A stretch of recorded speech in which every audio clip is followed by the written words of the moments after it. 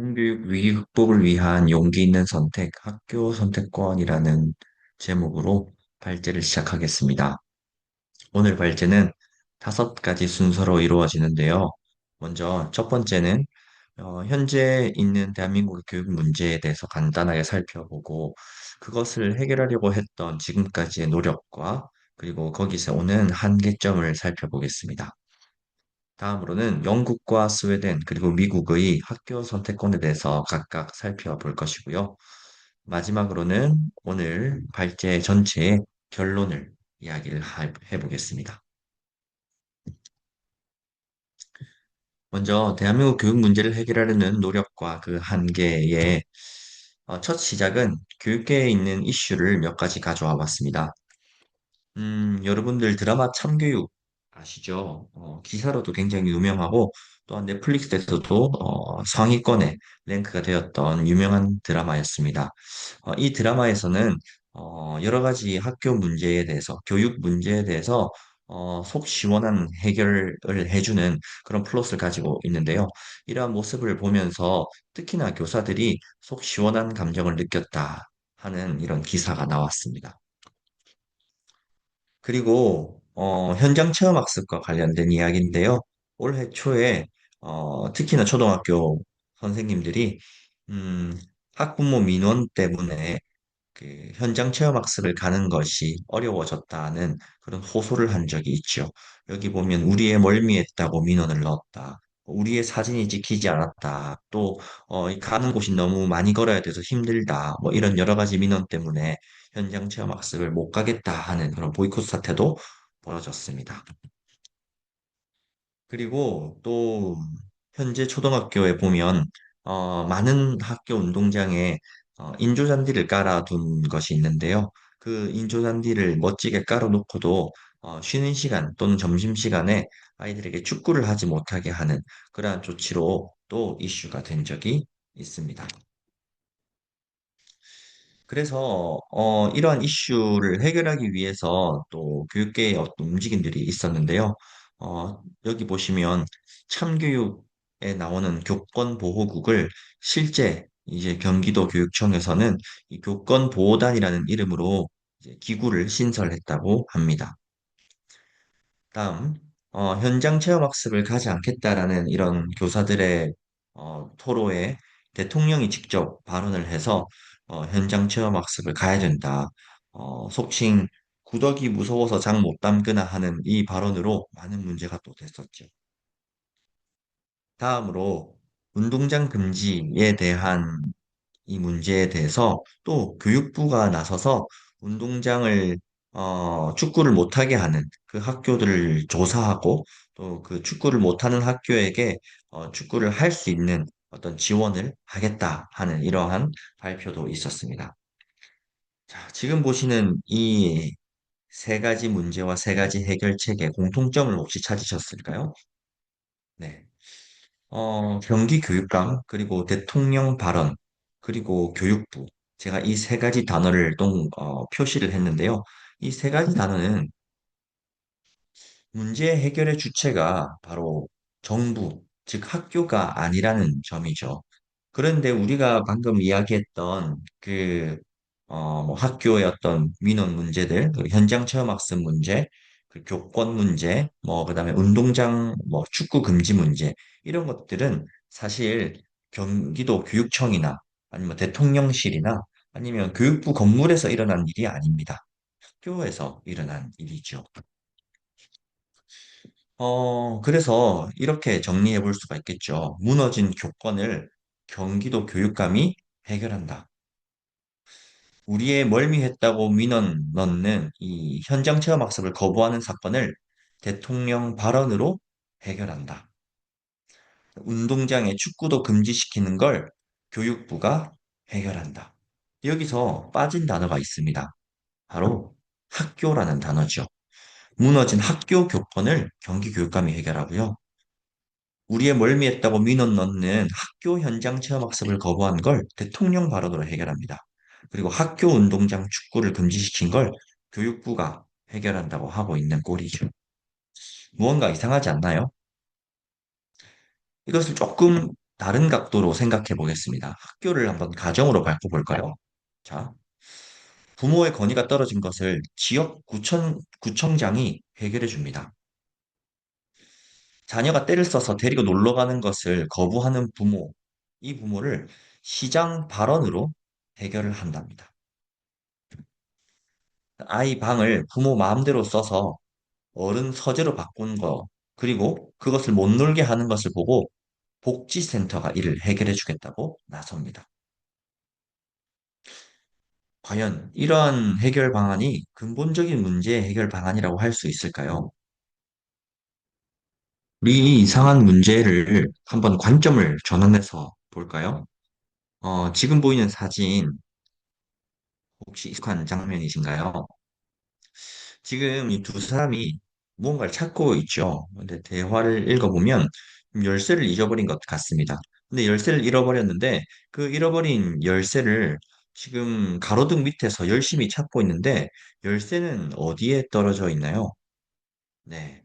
저기 어두운 골목에 떨어져 있습니다. 근데 이 지금 돋보기를 들고 있는, 즉 열쇠를 찾고 있는 사람은 대답을 뭐라고 하냐면 어두운 곳에서는 안 보이기 때문에 밝은 곳에서 찾지 않습니까? 라고 이야기를 하고 있습니다.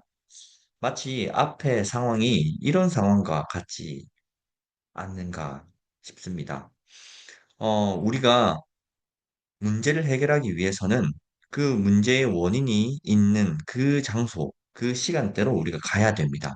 그런데도 불구하고 우리는 그 문제가 일어난 학교에서 그 문제를 해결하려고 하지 않고 계속 국가기관, 교육청, 그리고 교육부, 대통령, 이런 곳에서 계속 문제를 해결하려고 하죠. 일견 문제가 해결될 것 같은 느낌도 줍니다. 마치 밝은 곳에서 땅을 내려다보면 땅이 잘 보이는 것이 열쇠를 찾을 수도 있다는 희망을 주는 것처럼요. 하지만 그곳에서 아무리 찾아도 열쇠는 보이지 않습니다. 다시 말해서 정부, 대통령, 교육부, 교육청에서 아무리 많은 정책을 만들어내고 열심히 일을 해도 근본적인 문제는 해결되지가 않는다는 것이죠. 그러면 우리는 이것을 어떻게 접근해야 할까요? 네. 이렇게 정부의 권한이 많이 커지고 또한 많은 어떤 교육계 관계자들이 교육청, 교육부, 대통령에게 이런 어떤 해결을 요구하게 된 데는 어떤 역사적 배경이 있습니다. 그래서 대한민국 공교육이 어떻게 해서 정부의 영향력이 점점 확대되어 갔는지를 한번 순서대로 살펴보겠습니다. 먼저 1948년 우리나라의 재헌헌법은 초등교육을 의무교육으로 규정합니다. 이 의무교육으로 규정한다는 말은 처음 시작부터 보통학교, 국민학교는 이제 모든 우리나라 국민이면 다 가야 되는 그런 학교인 것이죠. 그러다가 이제 중학교 평준화를 이제 시도하기 시작합니다. 어, 해방 이후, 그러니까 이제 전쟁 직 이후에 국민들이 못 먹고 못 살아도 자기 자녀만은 교육을 잘 시키겠다 하는 그런 열망으로 이제 국민학교, 보통학교를 많이 보내게 되고 졸업생들을 많이 배출하게 됩니다. 그 이후에도 이어지는 교육에 대해서 요구가 있었던 어떤 국민들이 중학교를 진학하려고 할 때 이런 중학교의 비평준화되었던 이 문제들, 입시의 문제들 때문, 입시 때문에 학생들을 교육하는 데에 원활하지 못했다 하는 것이죠. 그래서 국민적인 교육적 수요를 채우기 위해서 중학교를 많이 만들기 시작했고요. 그 와중에 지금도 있는 서울 학교 집중 현상이 그때도 발현되었습니다.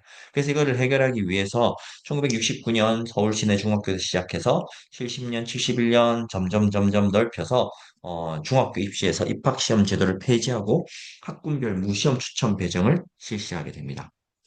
그리고 나서는 고등학교 평준화까지 이어지는데요. 고등학교 평준화는 1972년 11월경부터 준비를 해서 1973년 2월 28일 고등학교 평준화 기본 계획을 확정하고 발표합니다. 그리고는 74년, 75년, 79년 점점 해서 전국적으로 고등학교 평준화를 확대해 가기 시작합니다. 그리고 나서는 일부 특수한 목적으로 설립된 고등학교. 예를 들면 이제 특수 목적 고등학교, 특목고라고 하죠.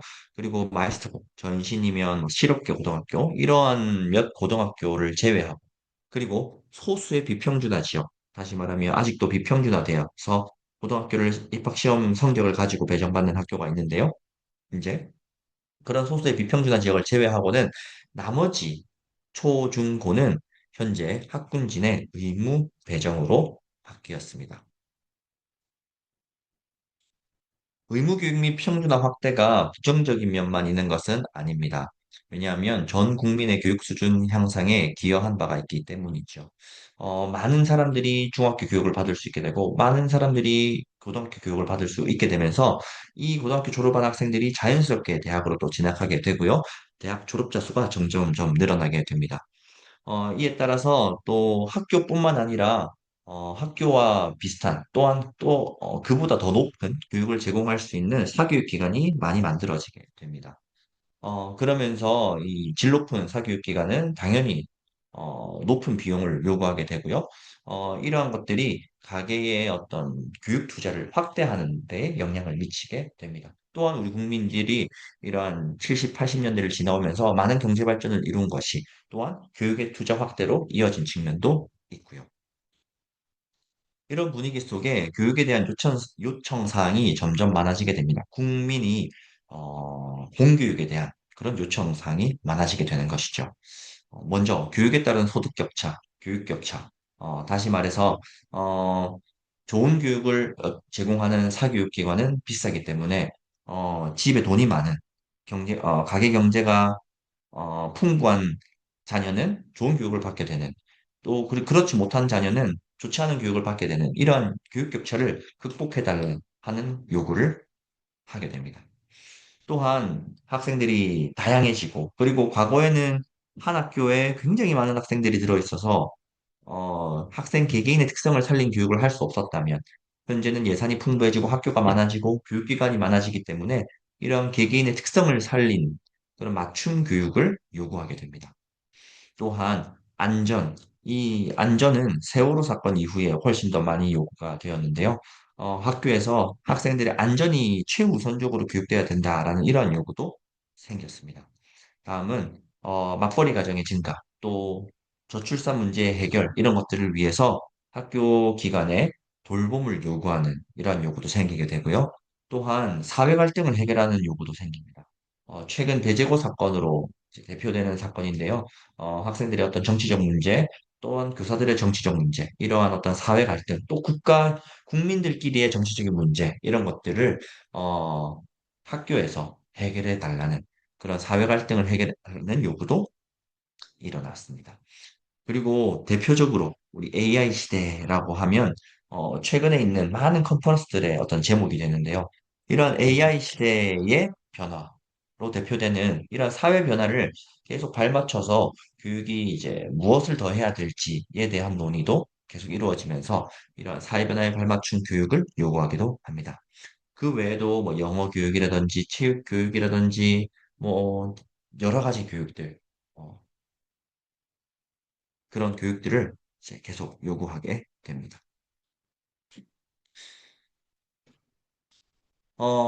참교육의 교권 보호국이 문제를 시원하게 해결할 수 있었던 이유는 무엇이라고 생각하나요? 네, 이 참교육 드라마를 보신 분들은 알 텐데요. 이 교권보호국은 교육부 산하 기관입니다. 산하 기관이기 때문에 어떤 지역교육청의 영향을 받지 않고 또한 어떤 초법적 권한을 부여받습니다. 그래서 그런 초법적인 권한을 활용해서 교실에 있는 많은 문제들, 학교에 있는 많은 문제들을 이제 속 시원하게 해결해 줄 수가 있었거든요.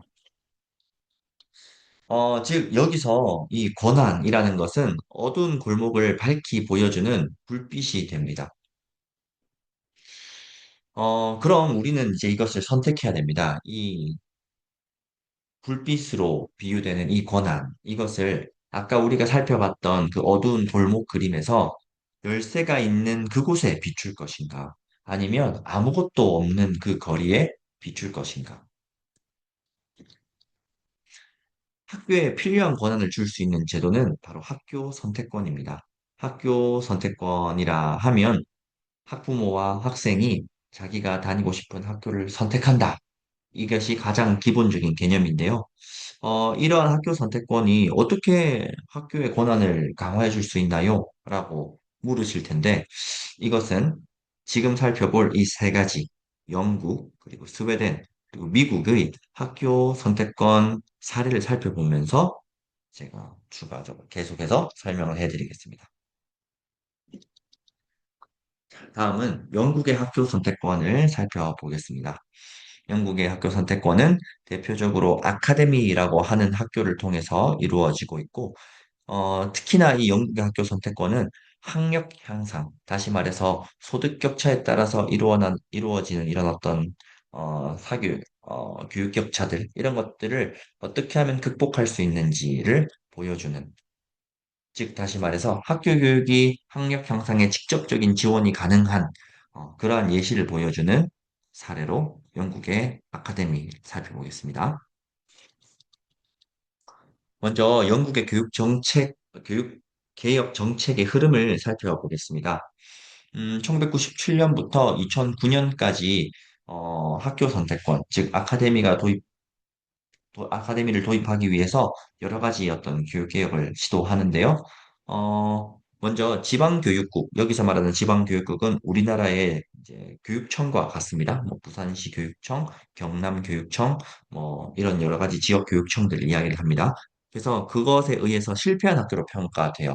그래서 이 학교의 경영 구조 또는 어떤 뭐 교육과정 운영 이런 것들을 지방교육청에서 평가를 하는데요. 거기서 실패한 학교로 평가돼서 2년 안에 향상을 보이지 못하는 경우에는 그 학교의 문을 강제로 닫게 만들거나 또는 학교 운영을 민간에게 강제로 이전하는 조치를 취했습니다.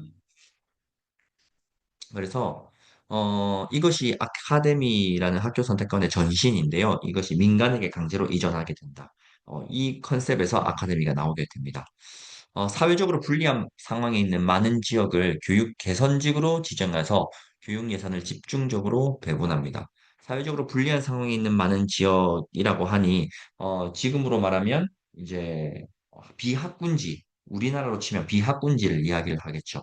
그런 비학군지를 교육 개선직으로 지정한다라는 말입니다. 그래서 여기다가 이제 예산을 집중적으로 배분합니다.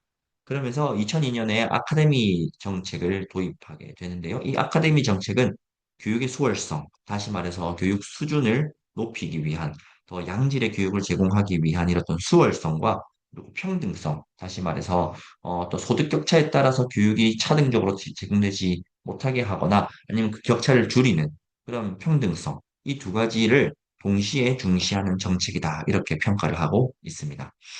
2026년 교육 및 감사법을 제정해서 학부모에게 학교 선택의 정보를 제공하는 어드바이스를 설치하는 학교 선택권을 강화하는 정책을 실시했습니다. 그래서 학부모들이 어떤 학교를 선택해야 되는지를 알려면 그 선택하고자 하는 학교의 정보를 알아야 됩니다. 그래서 그 정보를 제공하는 것을 중요하게 어떤 골자로 해서 이것을 시행하는 어떤 법과 어떤 제도와 기관을 만들게 됩니다. 그리고 2010년 이후에 프리스쿨이라는 제도가 도입됩니다. 이 프리스쿨은 아카데미와 비슷한데 조금 더 높은 자율성을 부여받은 학교고요. 이후에 스웨덴의 사례가 나올 때 프리스쿨이라는 이런 학교 제도를 한 번 더 살펴보게 됩니다. 그리고 이제 2016년에 테레사 메이 총리가 그래머스쿨 억제 정책을 포기한다. 이게 무슨 말이냐면 그래머스쿨은 영국에서 이제 우리나라로 따지면 이제 특목고, 외고, 뭐 과학고, 뭐 자사고 이렇게 그 학력을 중점적으로 키우는 거에 이제 몰입하는 그런 학교를 그래머 스쿨이라고 합니다. 그래서 한때는 이 그래머 스쿨이 음, 교육 격차를 심화시키는 것이 아니냐.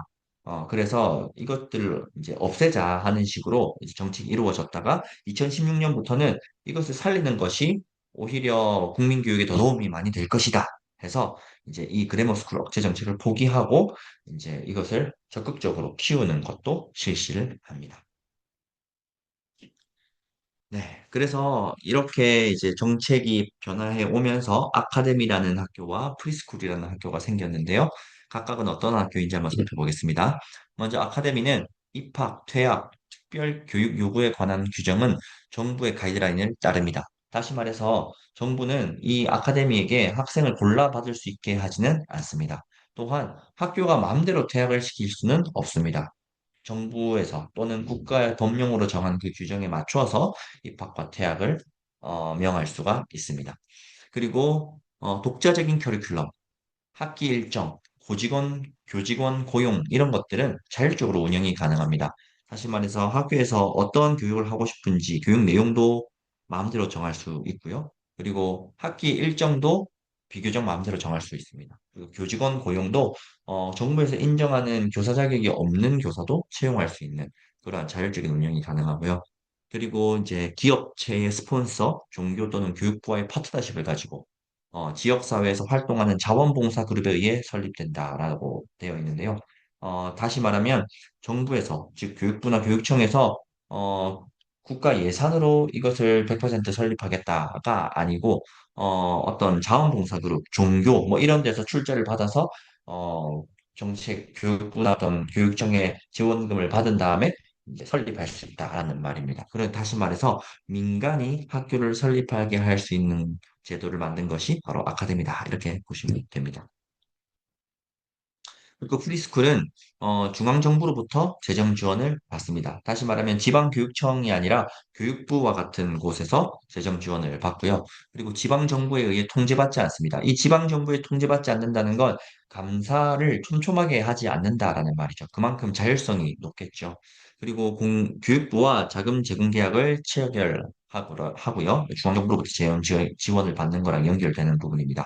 그리고 학교 운영은 이사회가 행합니다. 이 이사회라는 것에서 학교 운영을 행한다는 건 마치 사립학교와 거의 비슷한 지위다 이렇게 보실 수가 있는데요.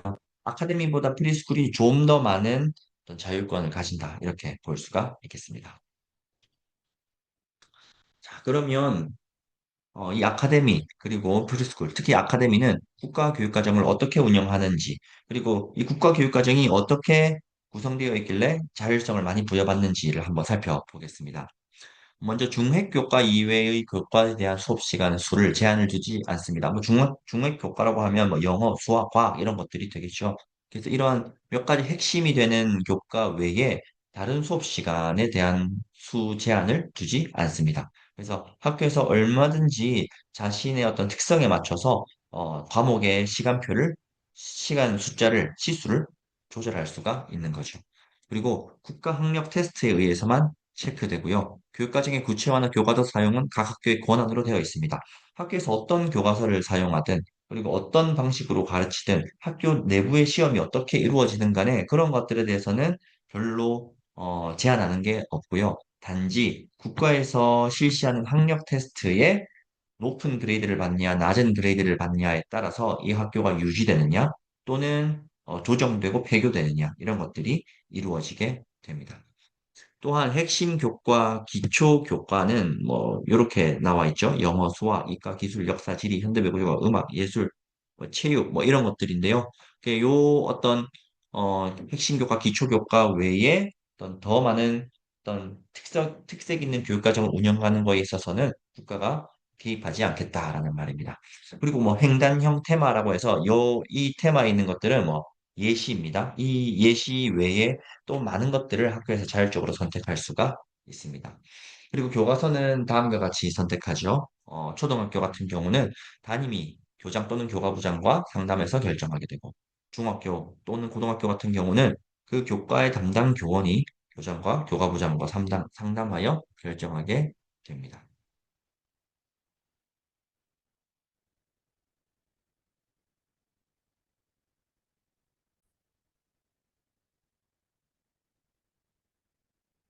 다음은 영국의 공립학교 입학에 대해서 살펴보겠습니다. 우리나라와는 다르게 통합구역에 관한 명확한 규정이나 법령은 존재하지 않습니다. 다만 이 통합권은 현실적으로 부모들이 학교 선택을 하는 데 있어서 중요한 요인으로 작용해서 실제 통학이 가능하다고 생각되는 그 범위를 벗어나서 학교를 선택하는 비율은 굉장히 낮습니다. 그리고 학교가 학생을 거부할 수 있는 경우는 없고, 정원을 넘겼을 때만 이것이 뭐 자동적으로 정원에 밀려서 거부당할 수는 있습니다. 영국 교육부에서 2017년 설문조사에 한 것에 의하면 중등학교를 선택하는 기준으로 교육의 질이 31%로 가장 높았고요. 그리고는 통학거리, 그리고는 이제 다른 자녀, 다시 말하면 형제, 자매의 재학 여부가 14%로 다음을 이었습니다. 이것에서 살펴보면 교육의 질을 생각해서 학교를 선택한다라는 비율이 높았기 때문에 이 학교 선택권이 좋은 교육을 제공하는 데 있어서 중요한 어떤 요소가 된다라는 걸 알 수 있습니다. 그리고 일반 공립학교, 아카데미, 프리스쿨 중 어디를 선택하더라도 학부모는 수업료를 납부하지 않습니다. 이것은 모두 국가의 재원으로, 세금으로 이루어집니다. 다음은 교원 양성 및 자격 제도에 대해 살펴볼 텐데요. 영국은 QTS라고 하는 정교사 자격 제도를 만들어 두고 있습니다. 이 QTS는 뭐 우리나라와 마찬가지로 대학을 졸업해서 교육학 학사를 수료하면 가능하고요. 그리고 뭐 이외에 이제 교직 이수 같이 다른 학위를 취득해도 교직 과정을 이수해서 이렇게 취득할 수도 있습니다. 음, 이러한 어떤 자격을 가진 것이 아카데미나 프리스쿨은 필수가 아닙니다. 그래서 QTS가 없는 사람도 사립학교 또는 아카데미 또는 프리스쿨에 근무가 가능합니다. 2012년 교육부 대변인의 코멘트를 한번 볼 텐데요. 모든 아카데미가 전에 학교에서 일한 적이 없는 뛰어난 언어학자, 컴퓨터학자, 엔지니어 및 다른 전문가들을 고용할 수 있는 유연성을 기대한다. 그리고 대부분의 교사가 QTS를 가질 것을 기대한다. 이러한 부가적인 유연성은 학교가 더 빠르게 개선되도록 도울 것이다. 지금 말하고 있는 이 멘트에서는 QTS를 무시하지 않습니다. 다시 말해서 이 QTS가 가지고 있는 어떤 긍정적인 점도 충분히 인정하되 다만 여기서 오는 어떤 경직성을 벗어나서 우리가 훨씬 더 유연하게 생각하는 것이 학생들에게 더 좋은 교육을 제공할 수 있는 기회가 될 것이다. 이렇게 말하고 있는 것이죠. 다음은 2023년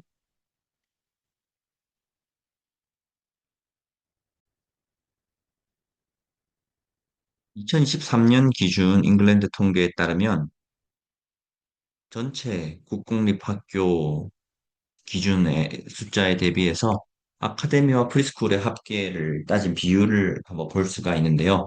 초등학교의 경우에는 42.6%, 중등학교 경우에는 82.6%, 81.6%가 바로 프리스쿨과 아카데미 학교입니다. 이걸 보면 영국에서 얼만큼 프리스쿨과 아카데미가 차지하는 비중이 높은지를 알 수가 있죠. 다음으로는 아카데미 운영 사례를 좀 살펴보겠습니다. 미카엘라 커뮤니티 스쿨이라는 아카데미는요, 영문학 수업에서 고대 그리스 신화를 가르치는 독특한 교육과정을 운영합니다. 또한 6주간의 집중 수학 수업기를 이용해서 대수방정식을 학습하는 이러한 커리큘럼도 가지고 있습니다.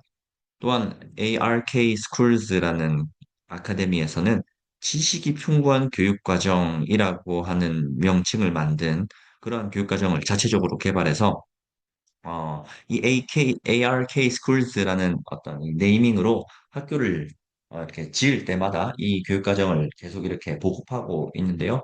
어, 이러한 그 지식이 풍부한 교육과정 안에는 영역 특수적 기술이라고 해서 과목별로 기르는 학습 기술을 딱 지정해서 가르친다고 합니다. 그래서 이렇게 해서 ARK Schools.가 이제 전역으로 확산되는 데에 많은 도움을 준다고 합니다.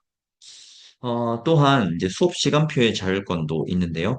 NET 아카데미 트러스트라는 아카데미는 이제 소속 초등학교들의 하루 수업 시간을 3, 40분 연장합니다.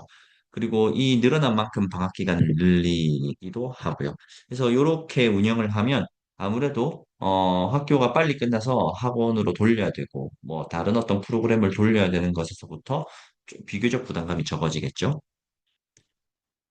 또한 아카데미의 급여 체계도 한번 살펴보겠습니다. ARK 같은 경우에는 도시 내 취약 지역 그리고 해안 지역에 주로 위치를 합니다. 다시 말하면 또 부촌 또는 뭐 학군지 이런 데 학교가 주로 위치하는 것이 아니라는 말이죠. 어, 이 ARK 같은 경우는 이제 국가 급여 체계보다 2.5%더 높은 급여를 지급합니다. 선생님에게 급여를 지급하는 데에 예산을 좀 더 많이 사용한다는 말이죠. 그래서 얼만큼 더 교육에 신경을 쓰는가, 교사의 질에 신경을 쓰는가를 좀 알 수 있고요. 또한 유나이티드 러닝이라는 요 아카데미도 국가 기준보다 5%더 높은 급여를 지급합니다. 또한 2024년부터는 연금 기여율을 줄이는 대신 급여를 최대 15%까지 인상할 수 있는 선택지를 제공해서 선생님들의 어떤 좋은 선생님들을 유인할 수 있는 그런 유인책들을 마련해두고 있습니다. 그럼 이런 여러 가지 모습의 아카데미 운영을 통해서 영국의 학력은 어떻게 향상되었는가를 살펴볼 텐데요.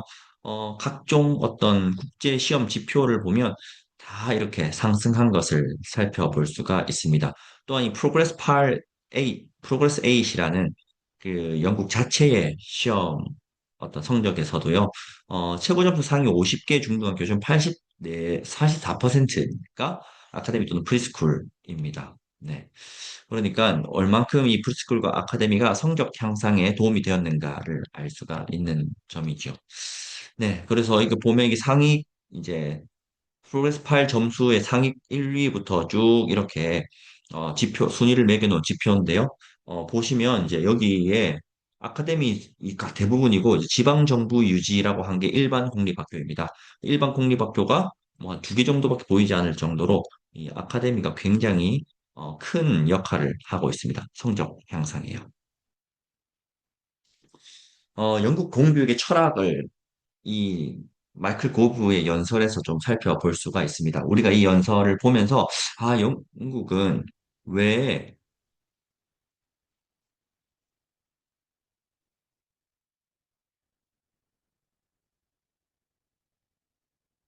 영국은 왜 이렇게 뛰어난 교육을 할 수 있는가 또는 이 아카데미를 통해서 성적을 높일 수 있는가 이런 것들을 좀 살펴볼 수가 있습니다. 가장 뛰어난 교육 시스템은 정부가 언제 한 걸음 물러서야 하는지를 아는 곳이다. 우리는 교사들에게 더 많은 권한이 주어지고 정치인이 아니라 학부모에게 더 큰 책임을 지는 학교 체제를 원한다. 이러한 특징이 바로 성공의 핵심이며 교육 개혁을 이끄는 동력이다. OECD를 비롯한 여러 기관의 엄밀한 연구는 개별 학교에 더 많은 자율성을 부여할수록 교육 수준이 향상된다는 점을 보여주었다. 이렇게 말을 합니다. 이 말에서 굉장히 많은 인사이트를 얻을 수 있죠. 교사들, 뭐, 학원 교사는 이제 자취하고 또 공교육에 종사하고 있는 이제 선생님들, 교사 같은 경우에는 정치인들, 다시 말해서 뭐 교육감 또는 대통령 이런 분들에게 더 많은 책임을 지게끔 만드는 구조라는 겁니다. 현재 대한민국 시스템은. 그런데 이 마이클 고브가 하는 생각은 여기서 돌려야 된다. 정치인으로부터 교사를 해방시켜서 그 교사들이 학부모와 학생에게 더 큰 책임을 주어야 된다. 그렇게 하기 위해서는 학교에게 더 많은 권한을 부여해야 된다. 아까 이야기했던 어떤 급여에 대한 자율성, 교육과정 운영에 대한 자율성, 이러한 것들을 많이 부여하면 부여할수록 학교는 그걸 활용해서 학생들, 그리고 학부모의 선택을 받기 위해서 더 많은 책임을 질 것이다. 이렇게 이야기를 합니다. 다음은 스웨덴의 학교 선택관을 살펴보겠습니다. 스웨덴은 프리스쿨이라고 하는 학교인데요. 스웨덴이라고 하면 흔히 뭐 교육 강국, 북유럽의 교육 강국이라는 이제 생각이 많이 떠오르시죠. 그럼 스웨덴은 어떻게 교육 선진국이 되었나 하는 이러한 궁금증도 한번 가져볼 수 있을 것 같습니다.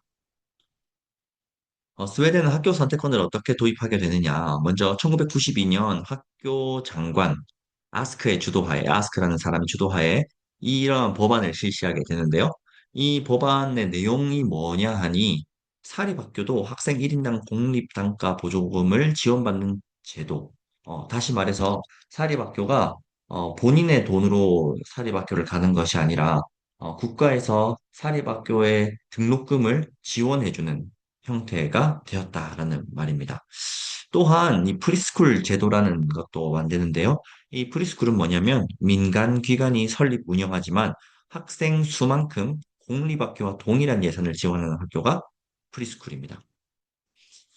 사립학교는 공적 재원과 사적 재원 모두로 운영되거든요. 그러니까 다시 말해서 사립학교는 국가로부터 이제 학생 한 명당 지원받는 재정 외에도 추가적으로 등록금이라든지 다른 어떤 명목으로 이제 금액을 비용을 요구할 수 있는데요. 프리스쿨은 이제 그렇게 할 수가 없습니다.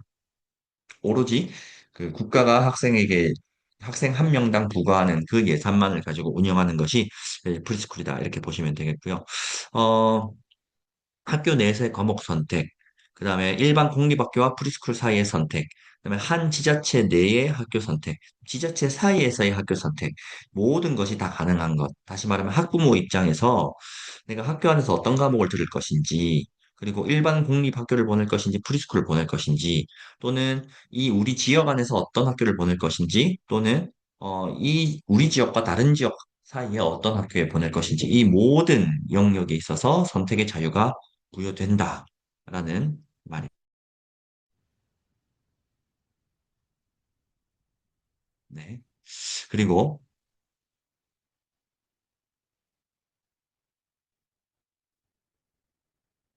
1997년부터 1998년의 변화로는요, 예산의 교부 비율을 공립학교의 100% 수준까지 가능하게 했습니다. 이게 무슨 말이냐면, 위에 보시면 프리스쿨에 지원하는 예산은 공립학교의 85% 수준이라고 되어 있었잖아요. 이 당시만 하더라도 이 어떤 민간에게 학교 운영을 맡기는 거, 교육을 맡기는 거에 있어서 기본적인 불신이 좀 있었습니다. 그래서 학생들의 어떤 교육에 치중하기보다는 어떤 사적 이익을 추구하는 것이 아니냐 하는, 그래서 교육의 질이 떨어지면 어떡하냐. 그래서 이 사람들에게 이제 많은 돈을 주게 되면 이제 프리스쿨이 더 많이 생겨나니까, 그럼 프리스쿨이 많이 생긴 만큼 일반 공립학교의 숫자가 줄어들거나 재원이 줄어들게 되어서 전체적인 교육 수준이 낮아질 수도 있다라는 이런 걱정으로 85% 정도만 지원을 했었는데, 이게 이제 시간이 점점 지나면서 그렇지 않다. 프리스쿨도 일반 공립학교 못지않게 더 좋은 교육을 제공할 수 있다. 충분한 교육적 수준이 확보가 된다라는 이런 판단하에 이제 100% 수준까지 수준을 올렸다. 이렇게 볼 수 있습니다. 또한 또 중요한 변화가 일부 자율 학교, 여기 자율 학교는 프리스쿨입니다. 이 프리스쿨은 이윤을 창출하여 주주에게 배당금을 지급할 수 있게끔 됩니다. 이게 무슨 말이냐? 기존의 프리스쿨은 이제 사적인 이익을 추구할 수가 없습니다. 다시 말해서 돈을 벌려고 학교를 만들 수가 없다는 말이죠. 근데 이제 1997년부터 1998년에 있었던 이 변화를 통해서 학교가 경제적으로 학교를 운영하면 운영할수록, 효율적으로 운영하면 운영할수록 이 학교의 투자자들에게 이익금을 배당해 줄 수 있는 이런 시스템을 만들었다라는 말입니다. 그러니까 더 경제적으로, 더 효율적으로 학교를 운영하고자 하는 필요 없는 부분들은 다 이렇게 다이어트 할 수 있는 그러한 기회가 생겼다라는 것이죠.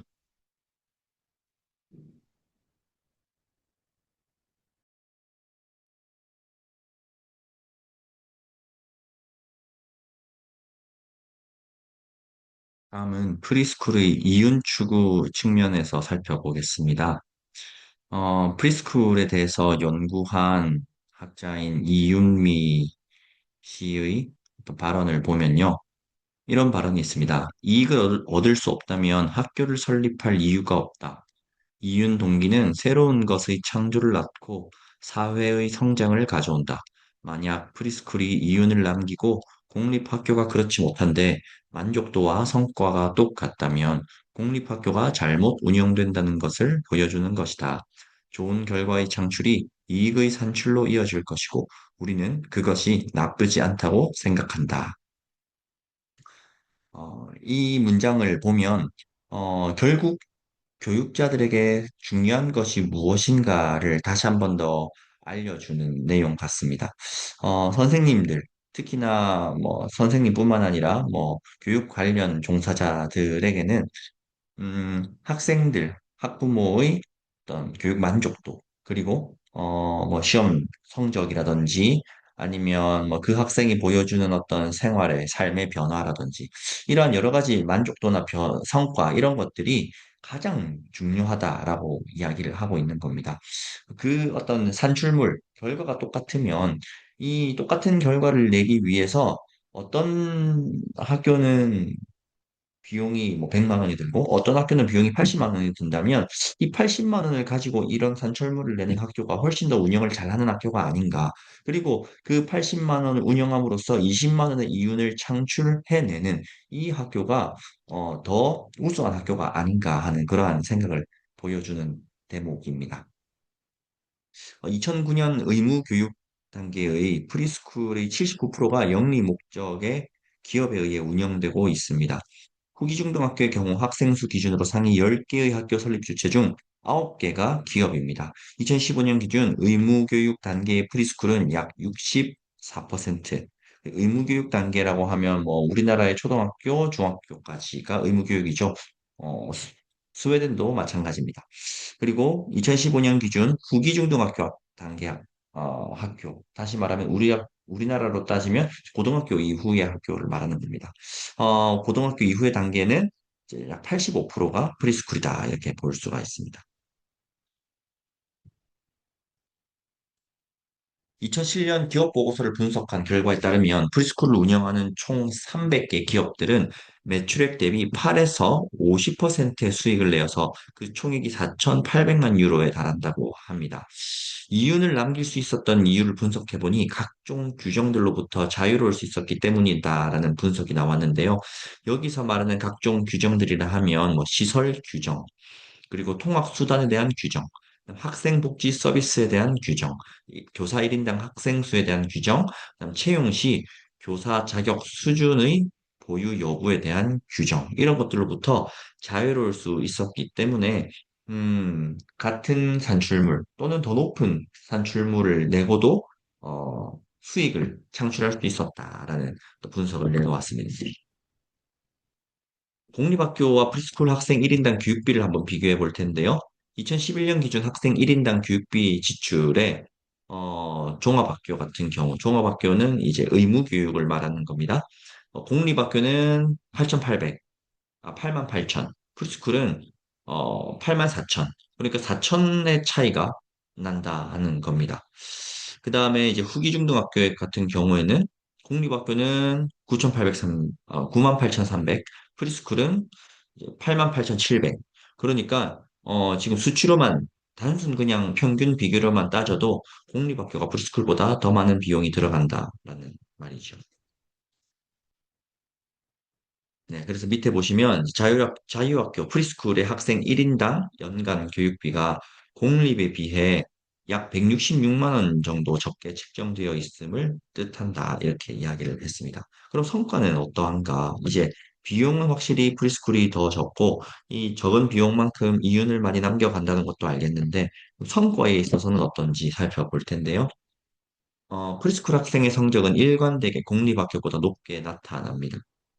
공립학교와 프리스쿨 간의 성취 차이는 시간에 따라 줄어들기는 합니다. 그래서 예를 들어 후기 중등학교 졸업생들의 평점 평균을 비교해 보면 1999년도 같은 경우는 프리스쿨은 15.2점, 일반 공립학교는 13.3점, 2009년 같은 경우에는 프리스쿨이 14.3점, 공립학교는 14.0점으로 이 차이가 줄어들기는 했습니다.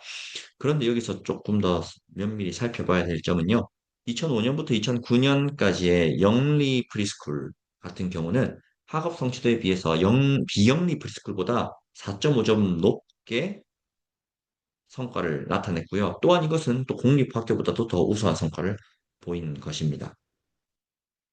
특히 저소득층 학생에게는 영리 프리스쿨이 11.6점, 비영리 프리스쿨이 4.4점의 향상 효과를 보였다. 이렇게 볼 수가 있습니다. 다음은 스웨덴 연구팀에서 2011년부터 19년까지 스웨덴 학력으로 6에서 5학년 학생들의 데이터를 바탕으로 한 국제학업 성취도 영향을 조사한 데이터입니다. 이 연구에서 영리학교 비율이 10% 증가하면 중고급 학업 수준에 도달할 확률이 중급 같은 경우는 12.%포인트, 고급 같은 경우에는 11.%포인트, 최고 같은 경우에는 4%포인트 증가한다라고 합니다. 그러니 영리학교, 영리 프리스쿨이 많아지면 많아질수록 중급, 고급, 최고급 학생들의 비율이 더 올라간다라는 연구를 또 보여준 거죠. 또한 비영리 학교 증가는 중국 성취도 증가와는 통계적으로 유의미한 관련은 없으며 성취도 향상은 주로 영리 학교의 영향으로 설명을 합니다. 또 아래 연구에 따르면 명리 프리스쿨의 확대가 이 TIMSS 점수 향상에 크게 기여했다라고도 분석한 자료도 있습니다. 그러니까 10% 영리학교 비중 증가 시 TIMSS 평균이 20에서 25점 정도 상승했다라는 데이터가 있고요. 이러한 긍정적 효과는 7년 이후에 두드러지게 나타났으며 영리학교가 비영리학교보다 성과 향상에 더 기여했다라고 분석합니다. 참고로 영리든 비영리든 학생으로부터 받는 등록금은 없습니다. 학생 1인당 주어지는 등록금은 똑같고요. 다만 이것을 이제 효율적으로 운영해서 어, 남은 금액을 영리로 취할 수 있느냐, 없느냐의 차이로만 가지고 나누는 어떤 영리 프리스쿨과 비영리 프리스쿨의 관계 차이입니다. 정리하자면 이렇습니다. 영리 자유학교, 영리 프리스쿨은 학업 성과로 봤을 때 가장 높은 성과를 가져오고요. 주요 효과로서는 저소득층 학생들에게 가장 큰 성취도를 보여줍니다. 그리고 비영리 자유학교 같은 경우는 영리 학교보다 낮지만 공립학교보다는 높다라고 나오고 중산층 이상 학생에게는 긍정적인 효과가 나오지만 이것이 뭐 뚜렷한 성과로는 나타나지 않았다라고 합니다. 네. 그리고 밑에를 보시면 이제 영리 자유학교와 비영리 자유학교를 좀 더 면밀하게 분석한 자료인데요. 이제 학업 성취 같은 경우에는 영리 자유학교 같은 경우에는 평균적으로 이제 5.7점 비영리 자유학교도 올라갔는데 이게 GPA 성적에서는 이렇습니다. 그리고 저소득층 효과에 있어서는 영리 자유학교가 이제 11.6점이나 상승했다. 강력한 효과를 보였다. 이렇게 하고요. 비영리 자유학교는 뚜렷하지 않았다. 하고 국제 평가도 앞서 살펴본 것처럼 영리 학교가 비영리 학교보다 더 높은 어떤 성취를 보였다 하는 것을 알 수가 있습니다. 네, 그래서 제가 아까 앞에서 말씀드렸던 이 어떤 프리스쿨의 전반적인 어떤 그 행정 어떤 적용 방안이라고 해야 될까요? 이제 입학 관련된 거, 그 다음에 어떤 지원 시스템적인 것들, 이런 것들을 쭉 정리했는데, 여기를 보시면 배정 방식 같은 경우에 공립학교와 자유학교에 보면, 이제 공립학교 같은 경우는 거주지 기반 자동 배정입니다. 근데 자유학교 같은 경우는 이제 선착순 추첨 이렇게 되어 있는데 이게 무슨 말이냐면 내가 원하는 학교에 자유롭게 지원할 수 있지만 그 학교에 인원수가 정원이 초과할 경우에는 이제 어떤 학교는 선착순으로 이걸 끊는 학교도 있고 어떤 학교는 이제 추첨해서 정하는 학교도 있다 그렇다는 말입니다. 다음 통학 지원 같은 경우는 이제 공립학교는 스쿨버스를 의무적으로 이제 운행해야 되지만 자유학교 같은 경우는 법적인 의무가 없다 이렇게 나옵니다. 그다음에 품질 평가 및 보고 의무에 보면 일반 공립학교 같은 경우는 지자체에 연간 계속 보고를 해야 되고 정기 검열의 대상이 됩니다. 그런데 자유학교 같은 경우는 중앙기관에 중심적으로 보고하고 지자체 보고 의무는 면제가 가능합니다. 여기서 오는 차이가 바로 얼만큼 더 자세히, 얼만큼 더 많은 거를, 얼만큼 더 세밀하게 감사하느냐에 대한 부분입니다.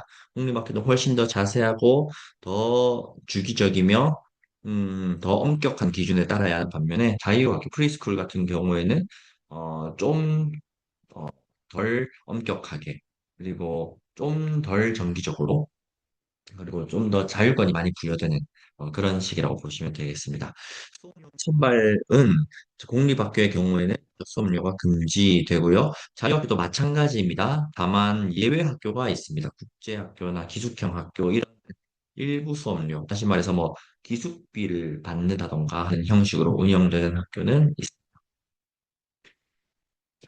네.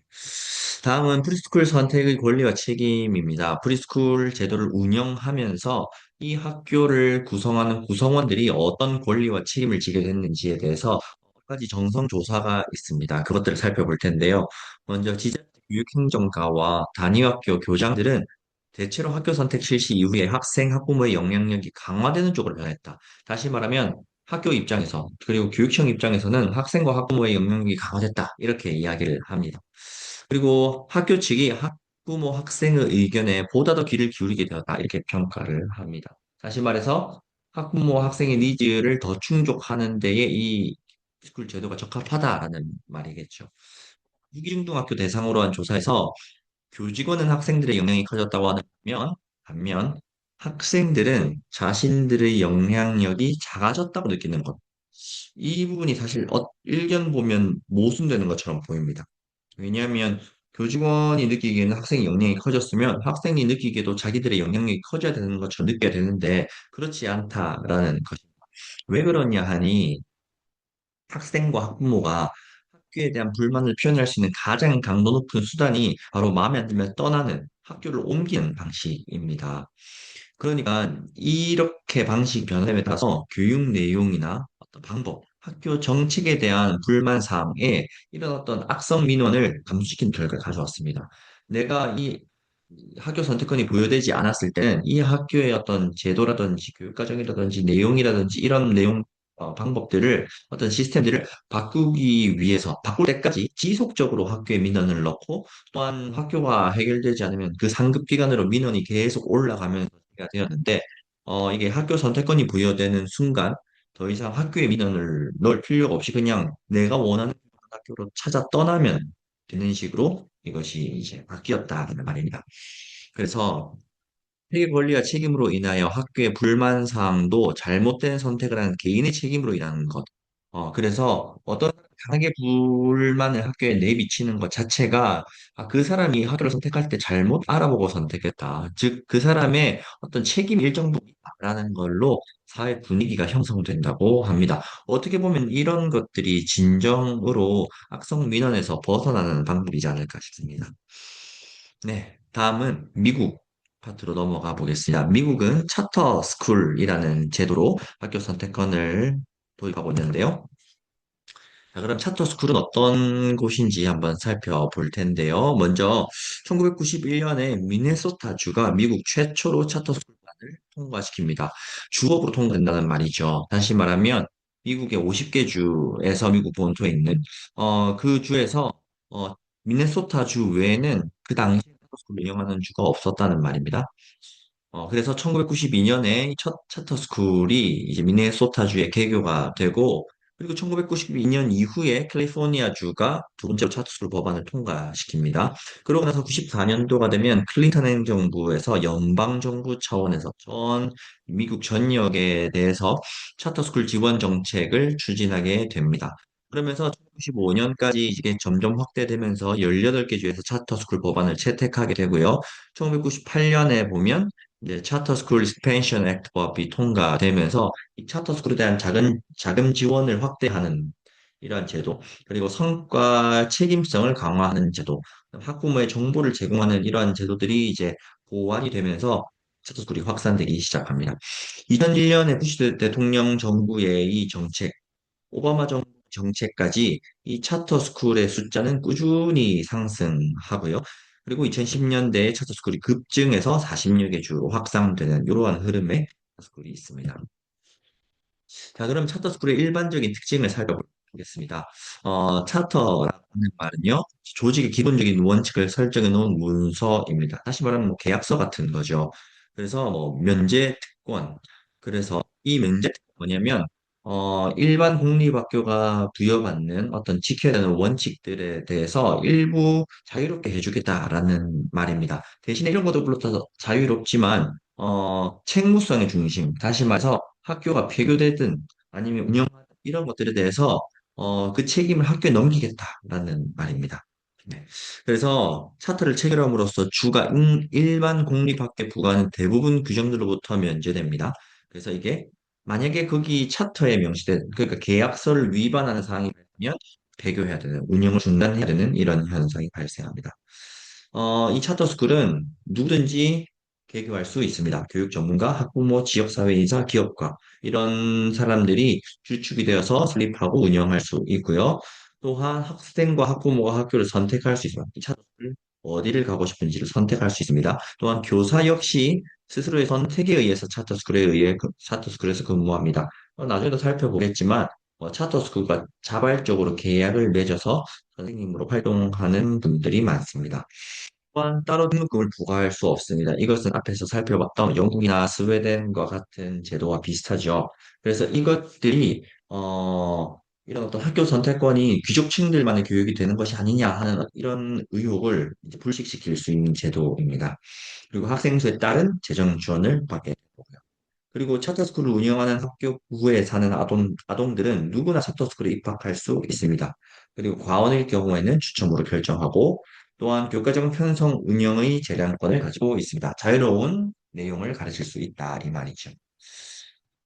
자, 그래서 하자면 학년, 일과, 교과정, 수업, 고용, 예산에 있어서 자율성을 하드나 이 자율성의 범위나 유연성은 주법에 따라서 다릅니다. 그래서 밑에 이 표를 보시면 원 인사 정책을 자유롭게 허용해 주는 곳은 이제 61% 이렇게 차터스쿨 미국 전역에 있는 학교 전역에 있는 차터스쿨 중에 61%의 차터스쿨이 교원 인사 정책에 있어서 이제 이 규제, 주법의 규제로부터 면제받는다. 이런 의미입니다. 그래서 뭐, 예 보면 교직원 고용해고, 재정 통제, 뭐, 교사, 뭐, 어쩌고저쩌고 이렇게 쭉쭉쭉쭉 내려가면서 이제 얼만큼 주교육법으로부터 자유로운가를 살펴볼 수가 있습니다. 자, 다음 보시는 표는, 그 한 특정 주에, 해당 연도에 한 2년 정도 되는 기간 동안 몇 개의 차터 스쿨이 개교했고, 몇 개의 차터 스쿨이 폐교됐는가를 보여주는 표입니다. 여기 보시면 제가 지금 빨간색으로 표시해 놓은 거의 주를 보시면 특이점을 발견할 수 있는데요. 다른 주들보다 유독 폐교 수가 높다는 것을 알 수가 있습니다. 이 폐교 수가 높다라는 거는 반대로 말하면 차터 스쿨의 어떤 등록도 쉽다라는 말입니다. 그래서 등록도 개교도 많이 지금 보시면 올라가 있죠. 그래서 이만큼 다양한 주체들이 학교를 설립하고 또 그 설립에 있어서 책임을 원활하게 지지 못하면 배교 또한 잘했다라는 겁니다. 이런 표를 보시면서 이제 우려하시는 점들이 있을 수 있습니다. 아, 이렇게 학교가 쉽게 없어지고 만들어지고 하면 실제 그 학교를 다니는 학생들이 제일 피해보지 않느냐 하는 이야기를 하는데 반대로 우리 생각할 수 있는 건 뭐냐면 그만큼 학교가 자유롭게 생길 수 있기 때문에 이 학교를 대체할 학교 또한 찾기가 쉽다라는 겁니다. 근데 물론 뭐 학교를 옮겨 다니면서 이제 새로운 학생들과 친해져야 되고 새로운 환경에 노출돼서 적응해야 되는 이런 문제도 있지만 반대로 생각해서 이 학교가 문제가 있을 경우에 이 문제가 있는 학교를 계속해서 그냥 놔두고 이 문제가 있는 학교에 오랫동안 학생들을 머물게 하는 그러한 부작용으로부터는 자유롭다 이 말입니다. 그래서 2009년부터 2010년에 미국의 39개 주와 워싱턴 5,024개 차터 스쿨에 161만 명 가량의 학생들이 등록했습니다. 엄청난 숫자의 학생들이 이제 차터스쿨에 등록하고 있죠. 그래서 2025년 기준 8,150개의 차터스쿨에 이만큼 학생들이 지금 등록했습니다. 그러니까 2010년 기준에 비해서 2025년 약 15년 정도 지났는데 거의 뭐 한 3배 가까운 수준, 2배 좀 더 넘는 수준의 재학생들이 이제 증가한 걸 알 수가 있습니다. 그리고 2008년 기준으로 입학 대기자를 보유하고 있는 학교는 전체 학교 차터스쿨 중에서 65%가량이다라는 말입니다. 그리고 입학 대기자 명단에 오른 학생 수는 평균 238명이다.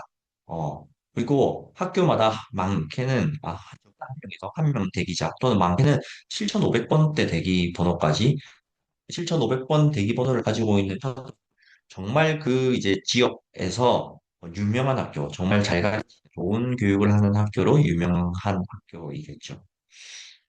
평균 학생 수는 372명으로 일반 공립학교와 비교했을 때 약 22% 정도에 해당합니다.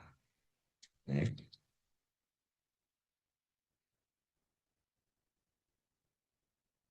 22% 정도 작은 것이 되겠죠. 네.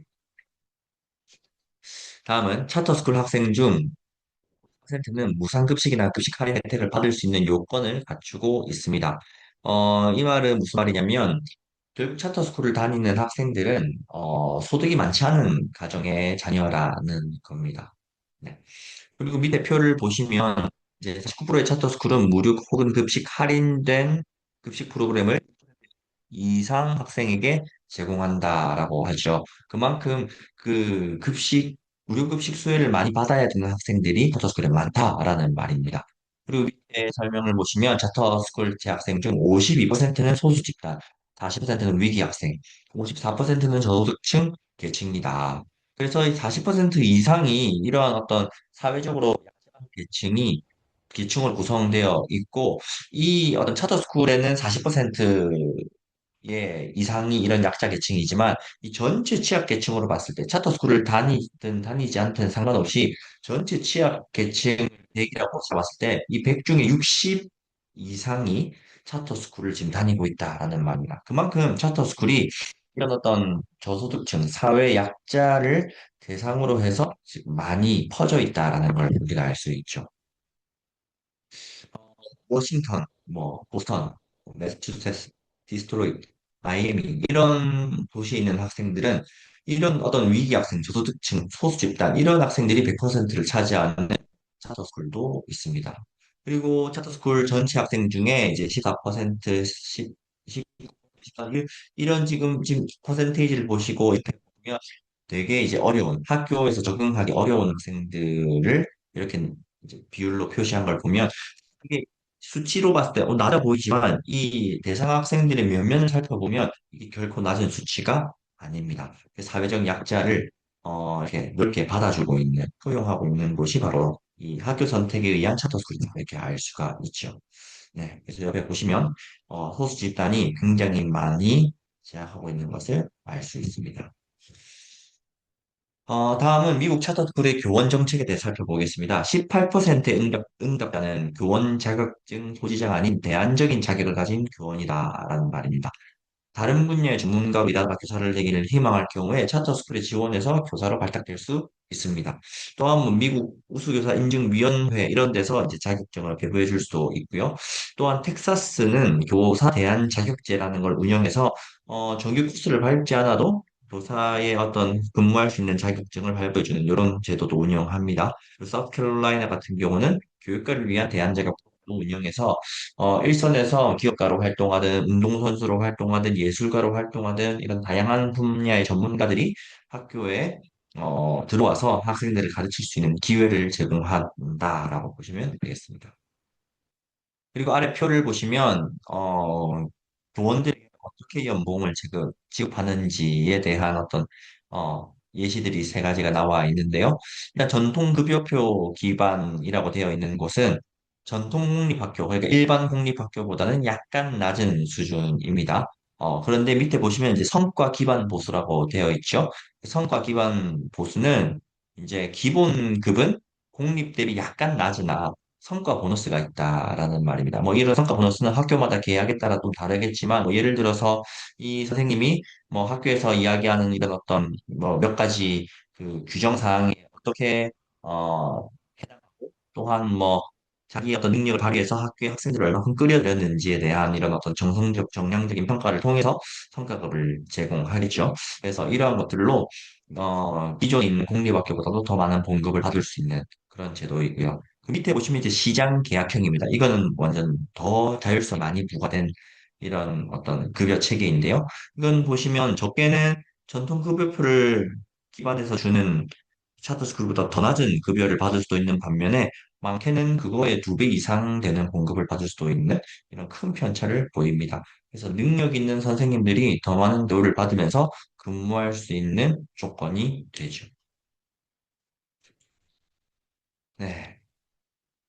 그래서 이 또 재밌는 설문조사가 있습니다.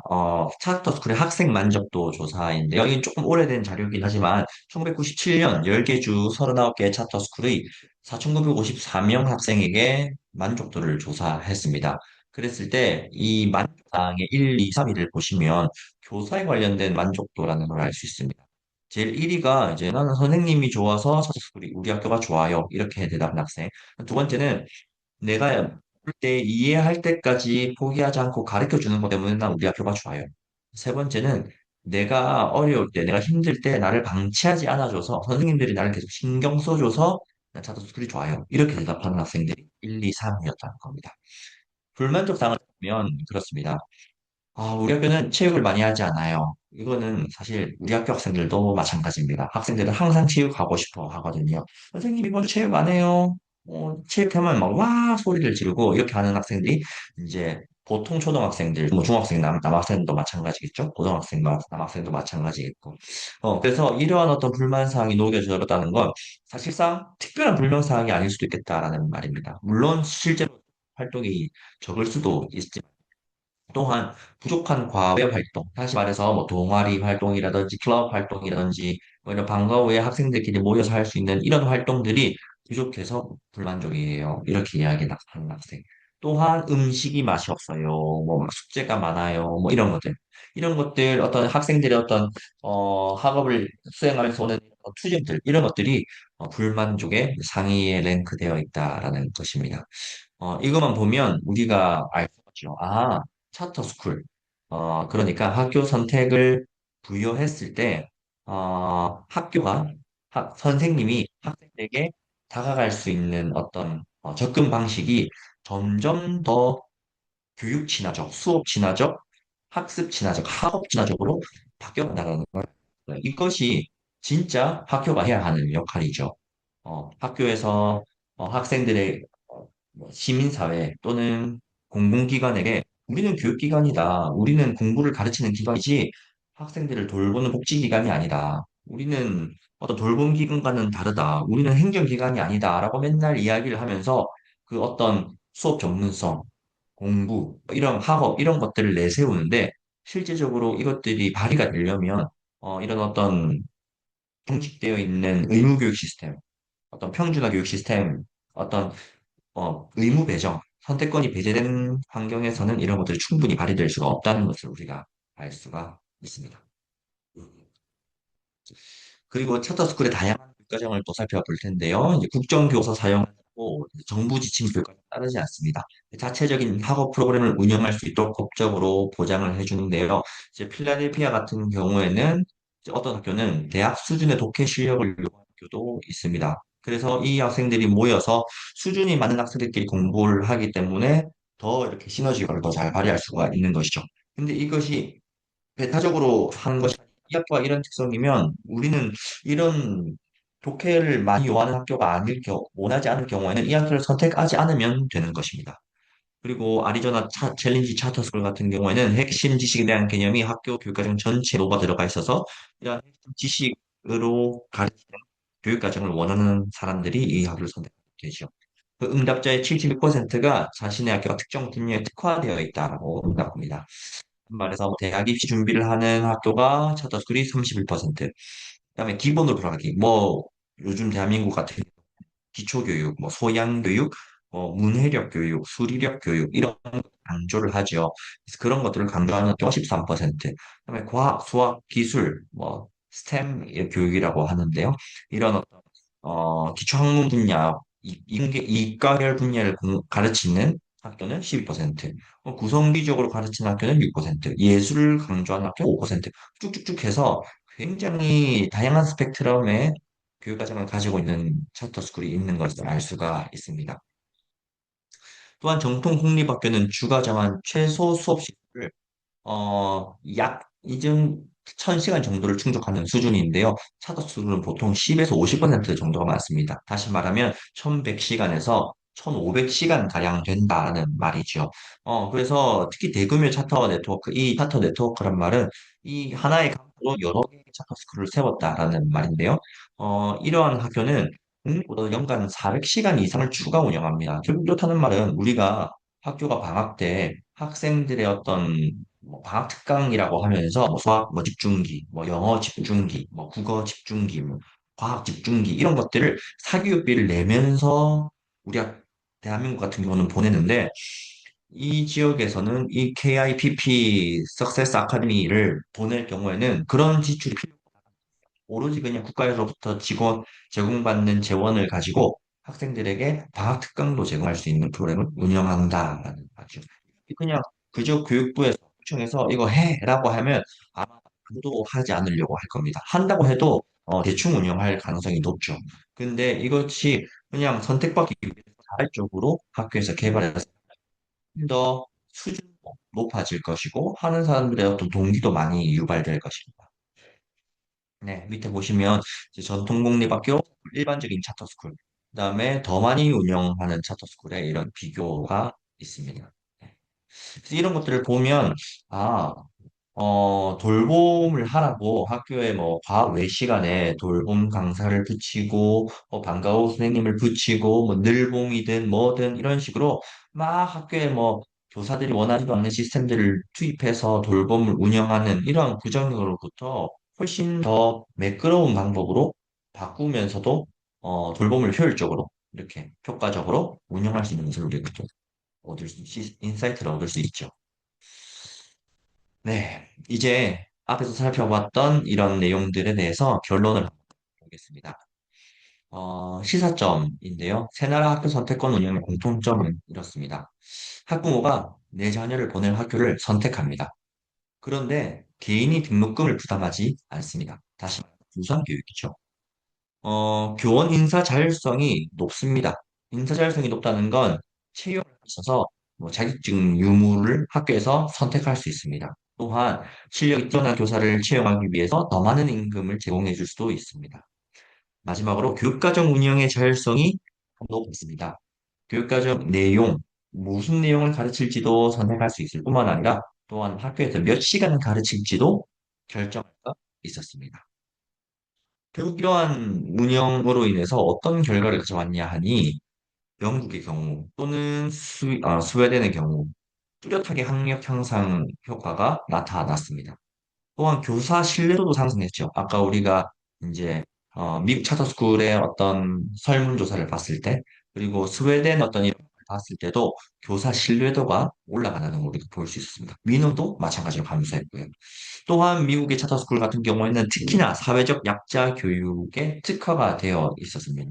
그래서 미국 어떤 사회적 약자 계층 전체가 100이면 60% 가량 되는 어떤 사회적 약자가 차터스쿨에 재학하고 있다라는 이런 통계도 나오고요. 또한 교사의 효능감이 올라갑니다. 이 교사의 효능감이 올라간다는 건 자기가 더 많이 연구해서 학생에게 더 좋은 걸 할 때 더 많은 봉급과 더 좋은 대우를 받을 수 있는 이런 것들로 계속 연결이 되다 보니 교사의 효능감이 계속해서 증가할 수가 있습니다.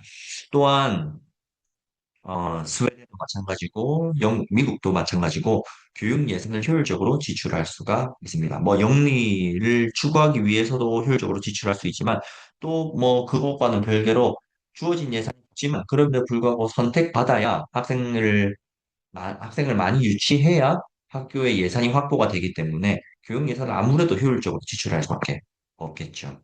그래서 이런 결과를 가져오는 것이 학교 선택권이 볼 수가 있습니다. 그럼 지금까지 살펴본 이 세 가지, 세 나라의 학교 선택권을 봤을 때, 결국, 서두에 제가 말씀드렸던 이런 어떤 국가 공교육의 문제들을 해결하는 키포인트는 바로 학교 선택권, 학교의 자율성을 부여하는 것에 있다라는 것을 알 수가 있습니다.